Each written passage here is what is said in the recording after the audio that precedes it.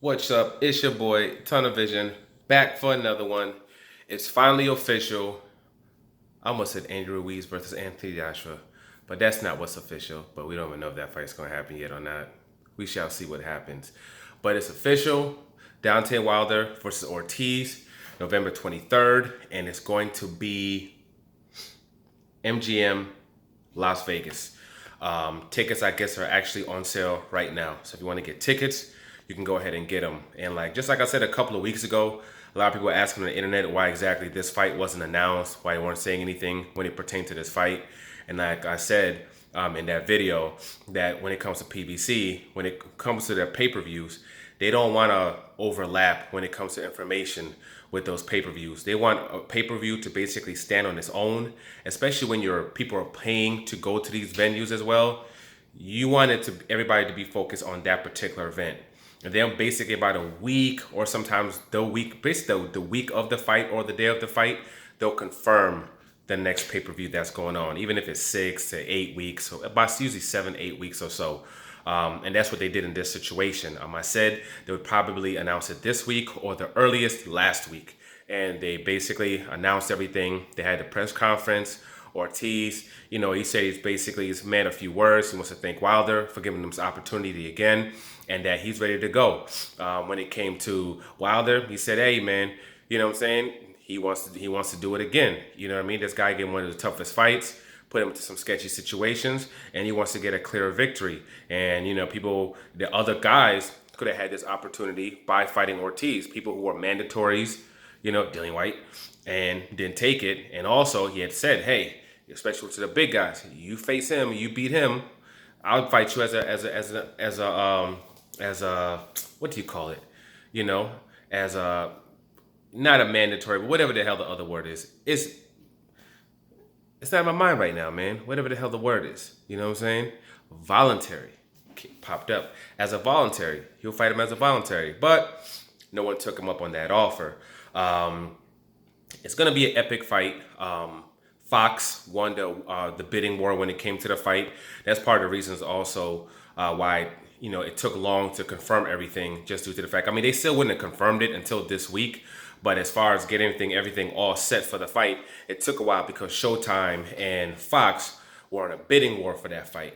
And it's kind of funny now that because Fox, the bigger channel, has, and we've seen how Fox promotes their fights, you know what I'm saying? They win the bid, and somehow that meant that, that Showtime refused to fight. And that somehow, it shows that Deontay Wilder doesn't sell because Showtime refused to fight. No, the money got up so mother effing high that Showtime was like, damn, we love that homie and we want him on our channel, but these dudes are going out of they're going, as the UK people like say, to the moon. They're going to the moon with the offers. It's kind of funny to me how when it came to Anthony Joshua and them going to Dubai, people weren't saying, oh, well, New York rejected the fight. Las Vegas, where all the records, come from when it comes to the highest gates, said no to the fight. The place where all the highest, record pay-per-views have also sold, said no to the fight. You know what I mean? That means that fight doesn't sell. That wasn't the narrative. The narrative was, they offered him 80 million. They're getting 80 million. That's why they're doing the fight. But somehow, because it's Deontay Wilder, this big, huge channel that's been pumping all this money into boxing, and it's made it as a very, very big focal point, of their channel. Somehow, that means that, Showtime didn't really want the fight and that it doesn't sell. That Wilder somehow doesn't sell. Like, really? The dude sold almost 400,000 pay-per-views. And for everybody that was saying that was Tyson Fury was the reason, Tyson Fury's last two fights, the viewerships and the gates, 5,000 sold tickets to the first fight. The second fight, 3,500. I think it's very clear who the F sold that fight and why people watched that fight when it came to America. No one is interested in Tyson Fury whatsoever. And if they do their rematch and he gets that 50-50, he ain't deserve that 50-50 that he's getting. Absolutely not. He brings nothing to the freaking table. It's all Deontay Wilder. You know what I'm saying? It's all Deontay Wilder. Deontay Wilder was given a high money offers by ESPN, high money offers by DAZN. And the reason they did that is because clearly he does sell. Okay? That's why they did it. It's because he sells. and there was a bidding war for his fight, and Fox won that bidding war. And I think it's a great thing because just due to the fact that I think they just, when it comes to promotion, they're gonna be able to just do it a whole lot better when it comes to Fox. And actually, even if they took a Showtime deal, they still would have been able to do it just due to the fact that Steven Espinoza said, they were going to do a lot of marketing on CBS. So he would have got maybe the same kind of promotion, but when it came to that the dollars were a lot higher that Fox were offering. They put it to the point where Showtime couldn't mess with it anymore. It got so high. They're about that life right now. Fox Sports, they're about that life.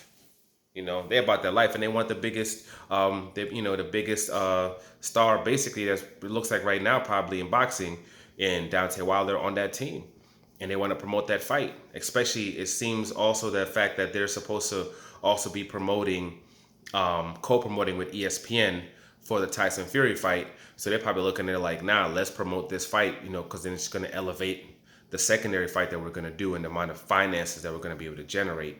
So, in their minds, they're making a good move too. And all the other PBC fights, they're doing great when it comes to viewership. They extended the deal from a 3 to a 4 year deal. Yeah. They're doing their thing, man. I know they extended it an extra year, but they're doing their thing when it comes to that. They're getting everything they've wanted when it comes to the viewership from the other PBC programs that they put out there. They're happy and they're ecstatic. They're ecstatic. Even the PBC shows are getting good viewerships. The shows that they do leading up to the fights are getting good viewerships. They're very happy, and they wanted to be part of this fight, and they made sure they did everything it took to be part of this fight. But the commentating from Showtime also might have been part of it. Deontay Wilder made it known that when they said, hey, a lot of people think that the ref gave you too much time and this and that, and he was like, nah. They think they give him too much time because of Paulie Malignaggi and what he said during that fight. So he's basically was painting a narrative. So when it comes to those who don't know the sport that well, and they hear something like that, they're gonna go with the narratives. Clearly, Paulie not knowing, the commission in New York and how they work now after a man almost died in the ring and they had to pay out $23 million in a lawsuit. Yes, 23 million effing dollars. So yes, they changed their freaking rules. You know what I'm saying? Somebody gets hurt, depending to a certain level, they're gonna stop the fight after the corner's done working on him, and they're gonna check on him, make sure it's okay. If he's not okay, it was okay, they'll continue. If it's not okay, they'll stop the fight. And actually, I was there on that night, and there was a fight on the undercard. I think it was the one the Russell brothers was fighting, and the other guy was hurt like that as well. They did the same thing. Before he came out, they stopped the fight. Commission went over there, they checked on him.